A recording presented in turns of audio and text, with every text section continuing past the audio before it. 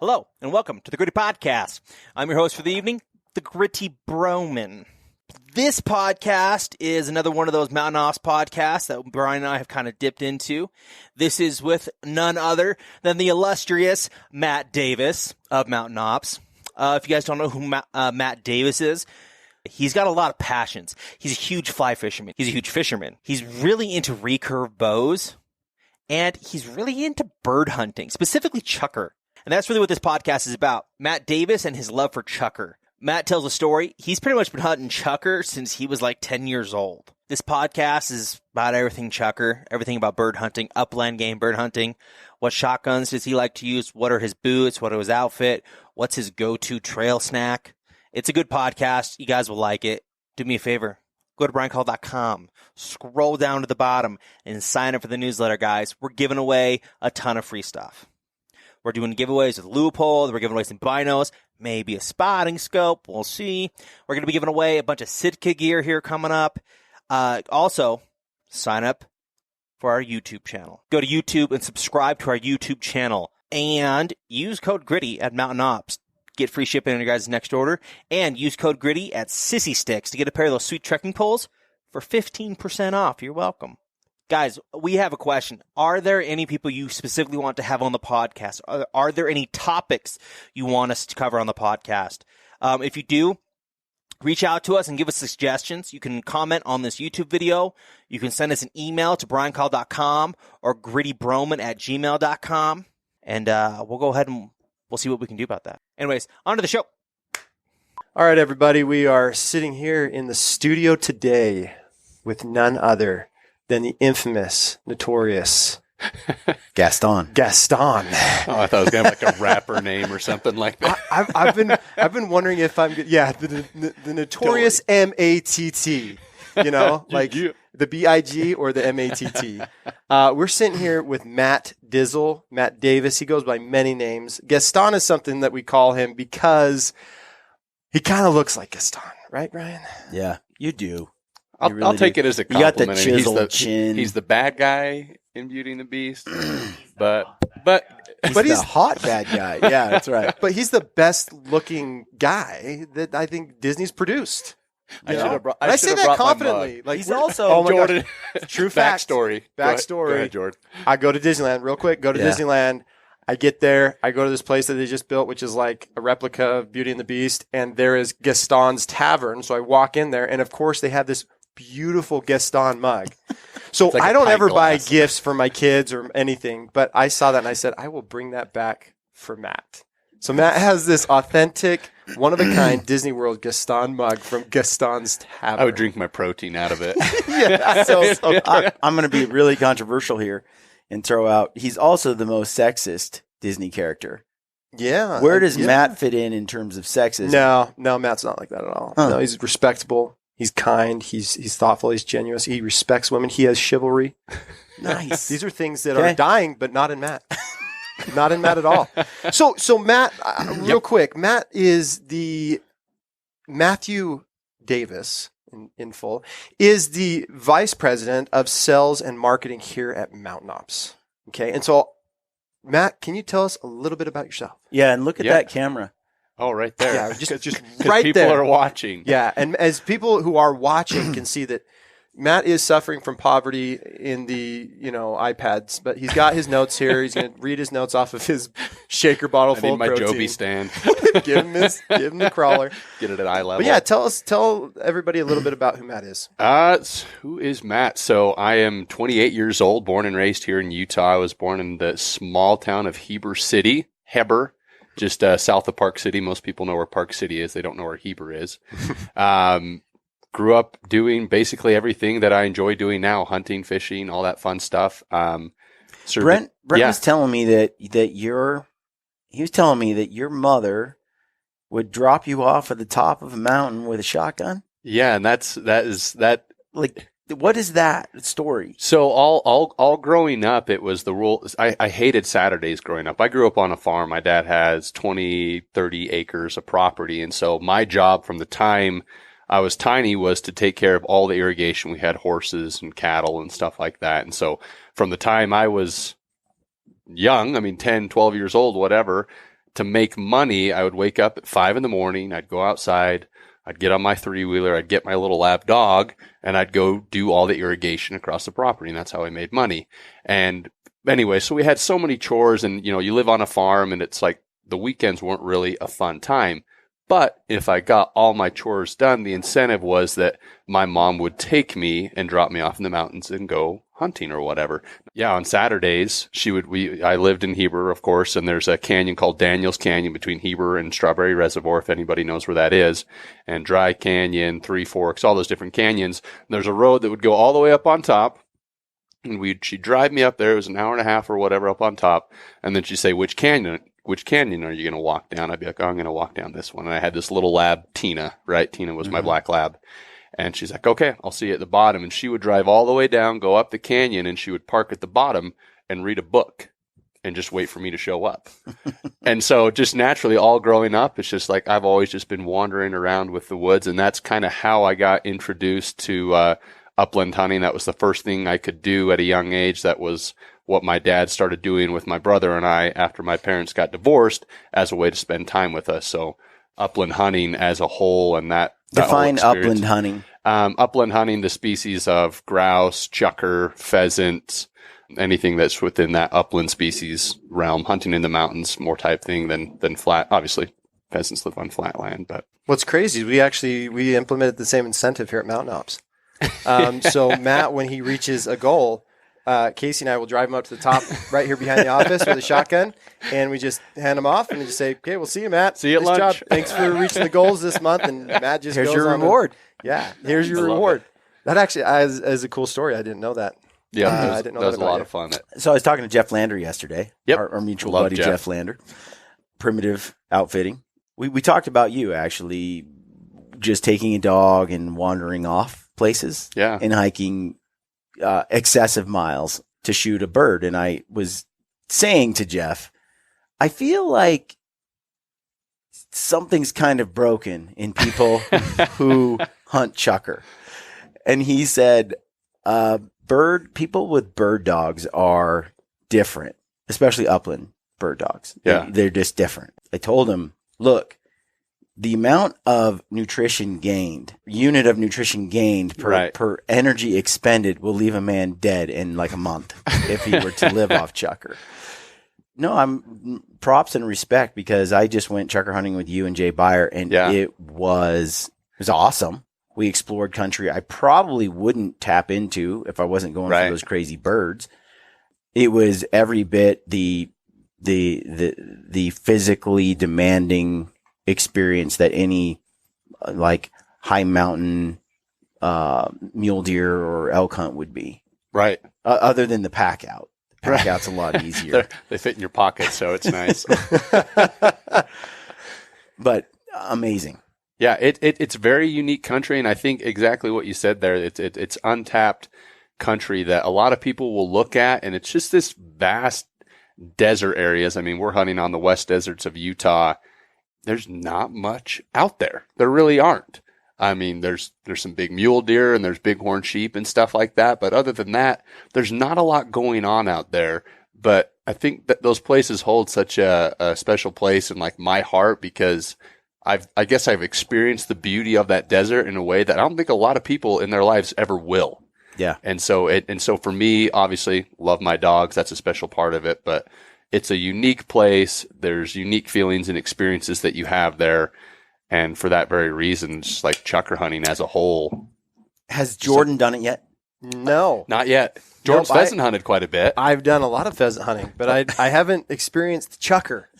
I'm not privy to the chuck. I don't know what you guys do. All I hear is Brian come back and say, you know what, guys? The list is pretty short of people that go chukar hunting and then do it again. And so I'm like, wow, that's really motivating to me to say, man, I really want to go. I actually really do want to go, though. I've told you this. I said, Matt has always been into this chukar thing, and it's the same thing with duck hunting. I've never grown up duck hunting. I've never even been. And so Matt took me and we went, and I'm hooked. And I'm like, and you've been duck hunting quite a bit, but we went just recently and it reignited your love for it. And so the thing is I think a lot of people get stuck on the big game seasons, which we all are. We love all that. But there's a lot of opportunity to do upland hunting and waterfowl and 100%. birds in general. And so I have not done the chukar hunting yet. No, can't speak to it. Honestly, too, one of the big driving forces for me to want to get out and bird hunt more is I'm a little tired of deer, elk, and moose as my main meat course. Like, like I kind of want to add some birds, some fish, some different critters to the table, for the waterfowl, some upland, because as much as I like big game, red meat, I gotta admit I'm a little heavy in that department. Well, you sit on a throne of meat. The rest of us peasants over here, like myself, that we use all of our meat, and then you go out and you hunt, and you don't get any more, and your freezer's dead. Meanwhile, this guy's overflowing. He's like, I gotta go to Costco and buy another freezer because I just killed another moose. I'm like, nobody says that. Boo-hoo. Yeah, nobody says I killed another moose. I felt bad. I brought in a suitcase full of meat for Heather the other day. My freezer's a little. Oh, Heather in our customer service. Yeah. I feel like compassion because she's about to have a baby, and so I wouldn't bring meat into anyone else. But you see this gal wandering around with the baby bump, and you're like, and then she's like, we could use some meat, and then you feel obligated almost to bring meat in. Yeah. Kind of put you on the spot. Yeah. And I love that though. If there's an opportunity to share it, like my wife grew up and her mom just wasn't good at cooking game meat, right? So Darby doesn't have like a huge love for it. Me, I could eat it every single meal. Yeah. But like 9 times out of 10, I'm giving half my elk away, half my deer away. Jay brought a sandwich on this chukar hunt, and he used a recipe from this book right here, this Meat Eater cookbook. Yeah. Where he injected the meat with brine, a deer hind end, like a roast or a rub roast. Yeah, and he injected it for like 3 days, I think, with the brine per this inside the meat with a little needle thing. Yeah. Then he cooked it on the Traeger for 12 hours. That thing tasted like the most delicious slice of ham on the planet. Just melt in your mouth, flavor, texture. And it was in this sandwich. It was unreal. Was that after the 20 miles or after 10? Like, was that at halftime? Where were we at in the game? What's funny is anything tastes good when you guys are walking around for 30 miles to shoot chukars. True, but I had been eating throughout the day. Yeah. Little snack Snack here and there. man. Whereas Jay's like, what is he on his 45th chukar hunt this year or something? Yeah, he said like 46 plus when we were going out. I bet you he's broken 50 by now. Does Jay do it in his flip-flops? He showed up in his flip-flops. I checked it. That was the first thing I looked for. I leaned around the truck. I'm like, yep, you got your flip-flops. I love Jay. He walks in there and he looks like a hippie hunter. Oh. He's the coolest dude. He's a machine, chill. But he's a machine. Home he goes. He's hiking, and there's no slowing down whatsoever. Yeah. And then he was talking. He's like, yeah, it's amazing. Like, I've been doing this chukar hunt thing, and the last like 5 or 6 times I decided I'm going to bring a lunch. Because typically he hunts from morning till dark all day hiking these massive miles and never brings any food. And it's funny because that's kind of how I am. Like, I'll take like a Snickers bar and then I'll take like Starburst, but I don't stop and take a lunch break. Like, you just have stuff that you can eat while you're walking. Yeah. And that's just like, I mean, chukar hunting, the key to that is covering ground. Right. You have to cover ground. It's not like you're bumping birds every single saddle and ridge. It's like, a lot of times it's 5 miles between a covey. Yeah. You know what I mean? So back on the game meat thing. Yeah. There's so many great resources now with Hunt, Gather, Cook, with Hank Shaw, with Meat Eater. I've seen a few other cookbooks recently that are all wild game focused. They're easy to follow recipes. And, you're cooking chukar with the skin on and doing some cool stuff with it and making some delicious meals. You're adding that to, your little variety, right? And all that. And you're really adding a lot of value, I think, to the menu at home. Absolutely. But it was cooking big game or wild game, upland or waterfowl. It's tricky if you try to apply the same techniques you would to a domestic. Like beef or you can't. chicken. They're just completely different. Yeah. Yep.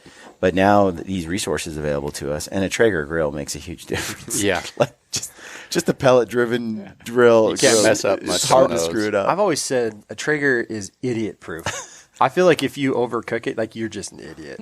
Like that stuff always cooks it just Well, right. Jay Even cooked- if you cook it longer than expected, it still is juicy. It still has flavor. It's Jay, still delicious. when he put that ham thing in there, when he converted his mule deer to a ham, he said he was going to be gone all day and he wasn't going to get back in time. So he just lowered the temp to 180 and let it go for 12 hours instead of a higher temp for like 8.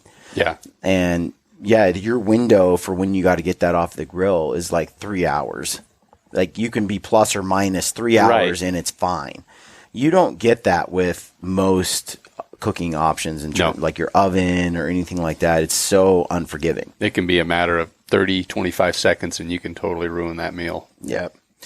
That actually kind of brings us to the word of the day. Yes. Because you're talking a lot about it. And I for anybody listening, I mean, Matt speaks to it so effortlessly because it's been a huge part of his life growing up. And that was one thing I never really understood about Matt was like, why do you love Upland so much? And he's told us that, but the word of the day, chukar, right? Chukka, chukka, chukka. Chukka, chukka, chukka. Brian, where does chukar come from? What are its origins? What is this little bird? I know you've got one sitting at home that you're excited to cook, and we talked about you're going to prepare that.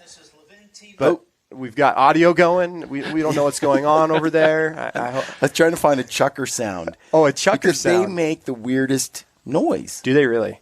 Yeah, and what is it? Like, can you... Well, they call Brent, it... can you put a chukar picture up here on the chuck? They call it chuckers because they go like...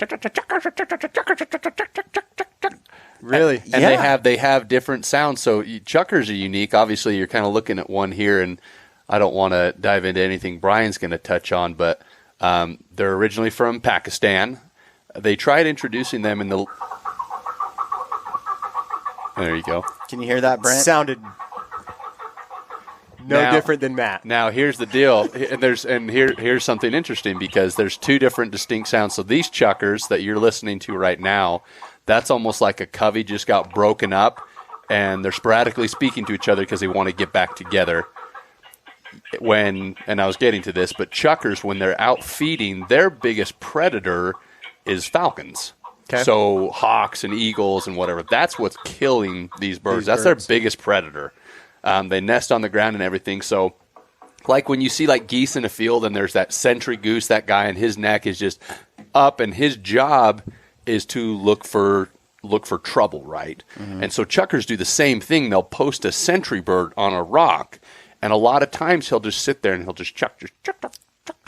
And he's kind of just talking to everybody. It's almost like elk. Like they're almost kind of like mewing and talking. But it's just a way that they communicate.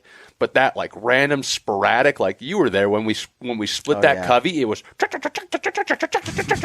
and they're just going crazy. And you can't tell where they are because it's echoing and you're like, where's the birds? Like, I feel like they're invisible, dude. I felt like I needed binoculars. Like you hear them, but you can't see them. Kind of thing. Well, the funny thing is the picture that we were looking at before, and if it comes back up on the screen, Brett, if you can throw it up there. The funny thing, that's not just a picture of my dogs and the shotguns leaning up against the snow. Let's put up Reload and Avery Dog. So right there at the tip of my barrel, those are two chuckers sitting right there. Right there. So you can imagine I have never seen a bird that blends in so perfectly with its habitat from. Just their back, it's just this earthy, rock, stone-like color. There's a lot of times, your dog goes on point and there's cheatgrass that's 4 inches tall and you're like, why can't I see this bird? Like, why my dog's on point? Like, are these birds way out there? You get right off your dog's nose and all of a sudden 20 birds come up and it's like, how did I not see you? How did I not, just step on you? And it's incredible. I mean, they are so unique and the habitat that they require is very unique as well. And that's, I think, again, I kind of spoke to that a little bit earlier in the draw of them, but they're just incredible birds. They're beautiful. They really are. So, chukar partridge, or simply chukar, Electoris chukar. Okay. There's multiple, also I think called there's multiple chukor. species of them. A chukor? So there's a chukar and a chukor? Okay, tell me From Pakistan? Here's a little trivia. It's an upland game bird in the pheasant family. Okay. Where is it from? Pakistan. He already said that. So I answered correctly. Yeah. Points to me. Okay, Brent, look, points to me on that one. Wikipedia says Eurasia. What? Eurasia. Eurasia is where they originate from? Which is Pakistan. Which is the stands, Yeah. right? It can be found in parts of Middle East and South Asia. Stop South making me Asia. question myself. But it's also parts of North America and New Zealand. And they're in Hawaii, actually, as well. Are they? Yes. Hawaii has a little bit of everything. Are they going. invasive in Hawaii, or They- that oh, yeah. originate from as well? No. They were planted there. So they tried introducing them in the late 1800s, basically just right going up to the 1900s. And they basically took these birds and thought they could put them anywhere and that they would survive. And I mean, obviously the cubbies would die, and they're like, what's going on? So between the 1930s to like 1970s, they slowly started taking learnings and figuring out, the biologists were able to understand more about this bird. And obviously they became smart, and it's like, oh, well, I should find places that look like Eurasia, like Pakistan. And so it's like all these desert type areas, like that's what they need. They drink water every day. They eat cheatgrass, which most people know that cheatgrass is very invasive. Anytime there's a fire or a burn, cheatgrass is usually one of the first things to grow, and it basically chokes out other plants that are important for elk and deer and other big game animals. Now, I've seen and I follow a few guys on social media that hunt chukars where there aren't cheatgrass, but for the most part, if you are where cheatgrass is, you're able to find birds. So. Okay. It says it here, the species is relatively unaffected by hunting or loss of habitat. Its numbers are largely affected by weather patterns during the breeding season. Correct. The release of captive stock in some parts of southern Europe can threaten native populations of rock partridge and red-legged partridge, which they may hybridize or breed with. But what's interesting is a lot like ducks, hunting really doesn't affect it. You can have as many, bag limits can be very, very What's a typical loose. limit on a chukar hunt? Chukar hunt in Utah is 5 birds. In some of the states where there's more, Idaho, Nevada, whatnot, it's 6 birds. Okay. What's interesting is this is strictly an invasive species, Okay. but yet we manage the United States and nearly every state chooses to manage them as a game bird and treat it as though it's a native species. Okay. Which I always find a fascinating conversation because so many people are anti-invasive species, yet we're able to have these birds on the landscape, manage them, keep them in a certain number, and actually use them to our benefit while minimizing their negative impact on the environment. Right. So, Brian, with everybody now kind of, I feel like, understanding a greater picture of where these birds come from, for those watching, what they look like. If you don't know what they look like, go to Google and put in chukar and spell it properly, which is Chukar, because I just spelled it Chucker, Chukar, and then this doll came up and it was weird. Chucky. Brian just went on his first one with you and Jay. Mm-hmm. Correct. Brian, can you give us a quick little insight to for a rookie noob going into this with 2 really experienced upland hunters and chukar hunters? What was that experience like for you? I know it's a lot, so let's dive into it. Just go find a mountain that has nothing growing on it except cheatgrass and rocks, and then hike straight up the face of it. It has to be extremely steep. Sometimes you got to use hands and feet, and then do that for 10 to 20 miles. Okay. And then you get to shoot your gun a couple times. Yeah. Uh-huh. And watch the dogs work. Watch the dogs. And there you have it.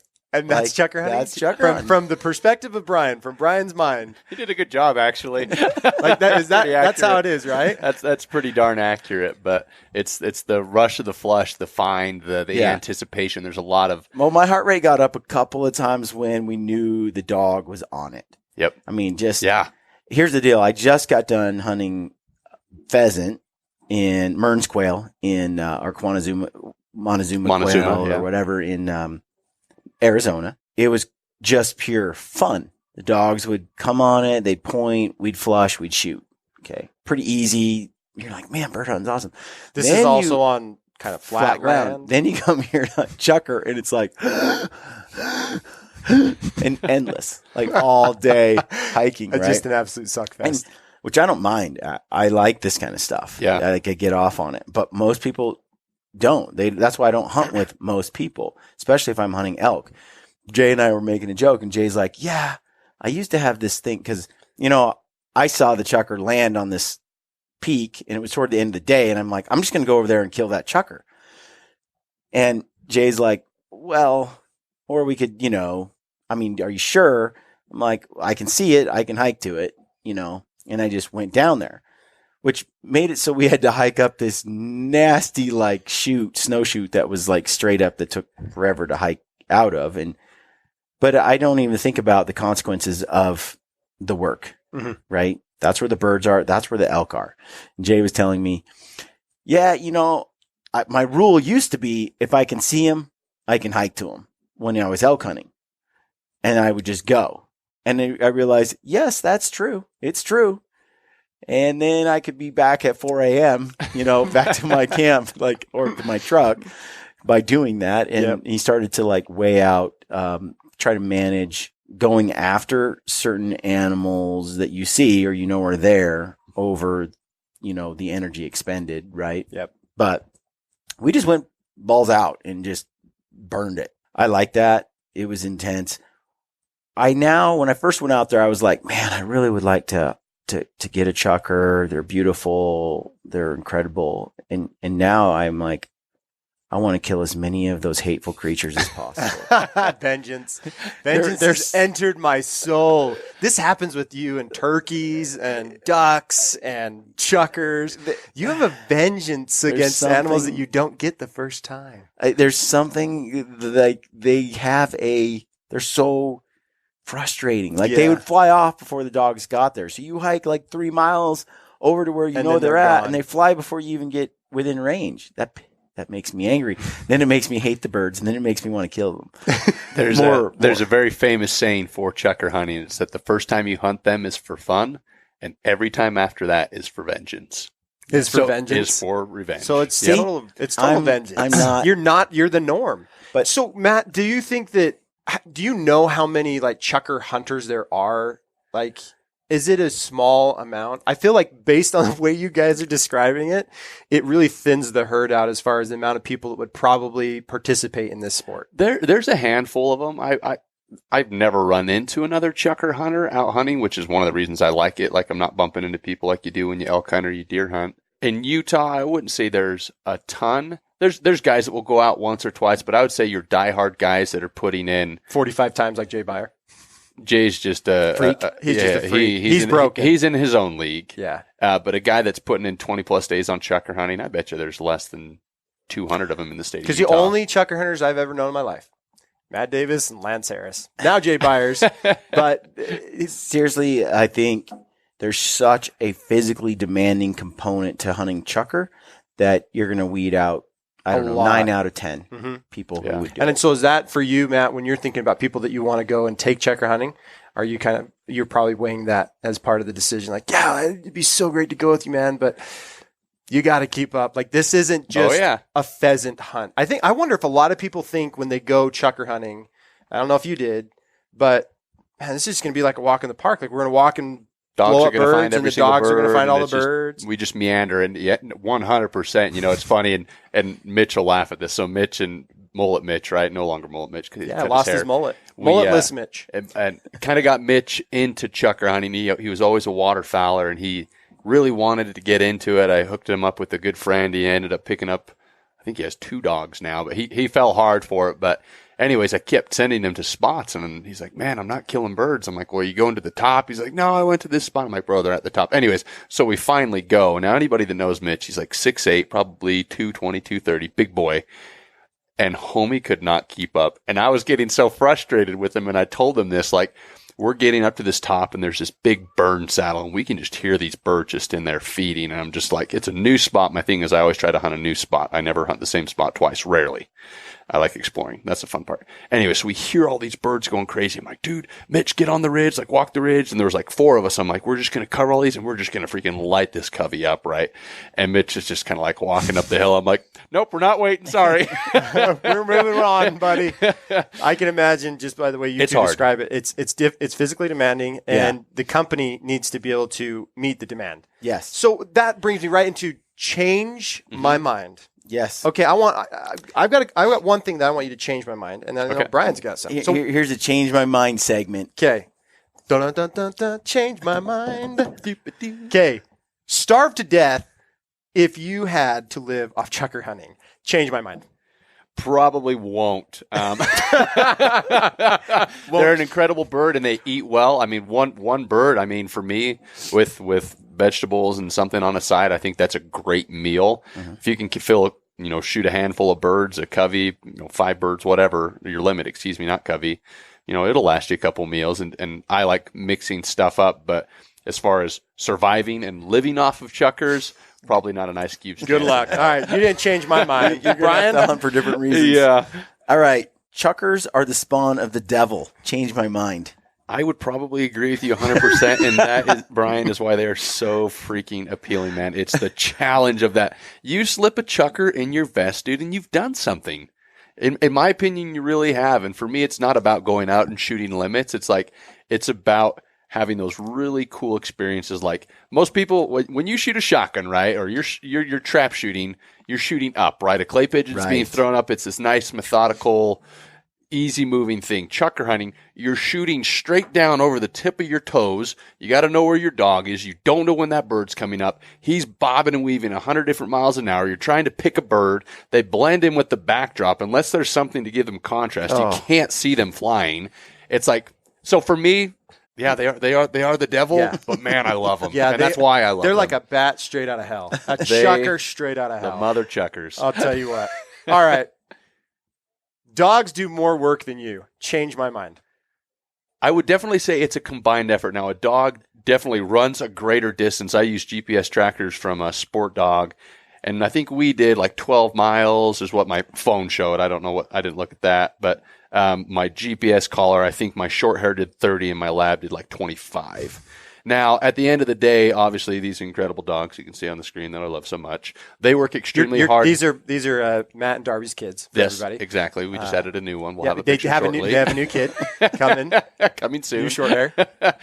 And I think it's definitely a combined effort between the dog and the handler, because you have to know how to put them in a situation where they can find the birds. I think as a human, you kind of recognize what can hold those birds in the specific habitat, the pockets, the terrain. There's a lot of times it's like you can look at a mountain face. It's like birds are going to sit here, here, and here based on these types of conditions. And so having the wind, making sure you're walking that dog into the wind so that it can smell the bird and actually be able to point it. We experienced that on our hunt, right? Jay's dog got way up on that front, and it was supposed to be a north wind, so we were hunting from the south to north. We were supposed to be hunting into the wind, but it ended up coming kind of from the east. And his dog gets up there, and it got past the birds before it finally smelled them. And at that point, the birds were totally aware that dog was there, and they jumped, right? So regardless of that dog knowing those birds were there, without us, because we didn't put her in the right position, we couldn't be successful on that opportunity. So it's definitely a combined effort, I think, between the handler and the dog. Still went farther than you, so I'm not so sure that you changed my mind. 30 miles to 10 miles. Okay, but it sounds like a team effort. Here's mine. Chukar hunting is for people who can't big game hunt. Change my mind. I would. That's tough. For me, chukar hunting started because I wanted to extend my season and the overall options that I have. I only started chukar hunting about 4 years ago. I fly fish a ton during the summer. I scout a ton, and then I bow hunt in August. I rifle hunt in October and November, and then I get into December, and for me, it's time to go bird hunt, and I love waterfowling. And so for me, it's like my wife hates it, but no joke, guys. I can be hunting or fishing in the state of Utah every weekend, year round, and I do. Yeah. So there's some guys that are way more passionate about this and they love their dogs, and I love my dogs, but I'm bow hunting and rifle hunting as long as I can to fill my tags, and then it's time to transition to chukar hunting. Yep. I love it. All right. I'm gonna move forward on a couple questions because I feel like you and Brian actually covered some ground on some of these ones that we wanted to talk about. What would you say is the most valuable piece of equipment for chukar hunting? I'd say a really good pair of boots. 100% a pair of boots. I think anybody that... And what's your pair of boots? Currently, I'm wearing a set of the crispy... I wore the Thors forever. What are the Summit GTX? No, the insulated ones. Gosh dang it. Colorados. You're wearing Brickstall. the stiff ones. The Brickstall. I'm wearing the Brickstall. Oh, the Brickstall. Yeah. Yep, it's got a great stiffness. It's their Especially leather. when you guys are climbing the terrain, it sounds like you guys are doing. The thing is, for me, is a lot of times you are side hilling, right? You're finding an elevation. You find birds at a certain elevation, and you just hunt that elevation. So a lot of times you're walking on a side hill. So having a good pair of boots that are supporting your knees, your feet, everything, to me is so critical. Yeah. If I don't have my feet, then I'm not able to do anything else. Was Jay wearing He was putting a set of Nevadas, I believe. crispy Nevadas? Yeah, Nevadas. What are the new ones? The synthetic, Colorado. the Colorados that actually, just came out with actually those. named by Brian Call in Italy. What up? That's when he was living in Colorado, though. Yeah, now he lives in Utah. I should have called him to Utah. That boot, I do like a synthetic boot. I mean, leather boots squeak, especially over time when they kind of wear out. And Yeah. So for bow hunting and Okay, stuff so- like that, I like a synthetic boot. so Anyways, boots- I'm going down a rabbit hole. but boots are really important, Yep. especially with the way that you guys have discussed the terrain and the amount of miles in. You definitely want a good pair of shoes that's going to last you and not give you fatigue. Yep. So that brings me to, obviously, I think a lot of people maybe thought you were going to say a shotgun, right? Because you need that. You do But need that. Knowing Matt Davis and knowing that he has a safe full of them, besides his beautiful kids here, he actually had this picture for everybody. Sorry if you're listening. It's a picture of his dog Avery and Reload, and then his third child, which this was actually a Weatherby. Is that the deluxe? Yeah, the Element Deluxe. The Element Deluxe. What is your favorite of your children? Your shotguns. What is your favorite shotgun? And is that tough? Do I need to specify that for chukar hunting? Because I think I know your favorite gun for duck hunting, which is your A5 Browning. Soup SX3, Your my S- SX3. your SX3. X3, but I do have an A5 Sweet 16. That's kind of my go-to pheasant gun. You know, it's funny. There's a lot of guys they're like, they want, you know, they think you're a wuss if you're hunting chukars with an auto loader. It's like, hey, over-unders only, whatever. I know guys that hunt chukars with snow goose extension tubes in their semi-automatic shotguns and have like 20 shells in there. But that's not answering your question. Full to the plug. I have, it would probably be my Browning Synergy in a 20 gauge. That's an over-under. And then I'll have a Benelli Legacy in a 20 gauge. That's a semi-automatic. And those would be my two favorite guns. Those guns, favorite they kids. just fit me so well, and I shoot them so well. But for me, variety is the spice of life. I was actually talking to a guy on social media this morning. He's like, do you take Old Reliable in the field, or do you try your new gun? I'm like, well, why'd you buy it? Like, dude, I open my gun safe, close my eyes, reach in, grab one, pull it out. I'm like, okay, and I go hunting. Yeah. I don't think I've hunted with the same gun more than in the past week. I don't think I've hunted with the same or past. That's why I say row you've of got a lot hunts. of kids. You're rotating through them. You know? I think I've got like There's eight, one kid eight you like different over- shotguns. So. Yes. Okay, so real quickly, Matt, if you could describe yourself in a quote, what would that be? How would you describe yourself? I play for keeps. Yeah, there it is. That is the one thing that everybody who's listening to this podcast needs to know about Matt Davis is this gentleman sitting next to us at this table plays for keeps. He has a winning mindset. It's one thing that I've learned and really loved about Matt and working with him over the last 3 years is he is an absolute team player. And that comes from, I think, you played a lot of sports growing up. I did. And so there's that mentality that you had in football and in other sports. But when I put that question down, I said, I think I know what he's going to say. Because he does. He preaches it to the team here that he oversees, which is our incredible marketing team. What do you mean by it? Play for keeps. Yeah, I guess that's a good expound. Play for keeps. Play I know for what he means, but for the listeners, what does that mean? I think that you're giving it your all. That it's something that you legitimately care about, and you like. If you have something, if you keep something, it's because you love it and you're passionate about it. And so by saying play for keeps, it's love what you do and give everything you've got to maintain that and to hold on to that. And to me, that's everything. It really is. Yeah, I'd say shoot or shoot too. That's like along the same lines. Yeah, Like I say that all the time Yeah. too. Shoot or shoot, man. Shoot or shoot. It doesn't matter. You miss 100% of the shots you You don't don't take. I say that one a lot too. What was the one in my high school hall? Even if you shoot for the moon and you missed, you'll land among the stars. Yeah, that's like the everybody gets a trophy quote. It's like, no, you missed the moon. That was the goal. Well, you got to the stars. Yeah, but they're going to black out eventually. That's what Russia says. Okay, real quickly for everybody too, as we kind of wind this down. Yep. What is your favorite Mountain Ops products? Of all that we do here, Matt, what are the ones Yeah. that kind of are your staples? My staples for me are Yeti Monster pre-workout. It's, you know, I've taken supplements from the time I was in high school playing athletic sports, walked onto a college football team, served a mission, came back. Anyways, I've taken a lot of supplements in my life, and I love Yeti. I cycle off and on most of our products just to keep my body clean and make sure my body will react to those. But Yeti always does it for me. It's funny. This last 3 weeks, as I've been going down to the gym, I've been not taking any Ignite or anything else. Yeah. You've been on one of your cycling offs? Yeah. But I've hit the blaze shots here and there. You always hit the blaze shots. That's a staple for Brian. There's something about the blaze shots, like in an interview. Like, doing an interview and trying to stay sharp-minded and staying in the moment. But I don't want my hands all jittery either, right? Right. I just want to stay alert. Attentive. Yeah. And so when I have an interview and I'm going to sit down, it's late in the day, it just... I talked to Chad Mendez, and he said the same thing. Like, Chad, before his fights, he hits a blaze shot. Yeah. There's something that blaze shot does for him, and that's what I think is unique. Everybody metabolizes differently. Every body's different. Like Casey told me that blaze pills work way better for him than the shot. Yeah. For me, I like but that aside, I've been doing the Yeti before I go lift. Yeah. And I just lift more.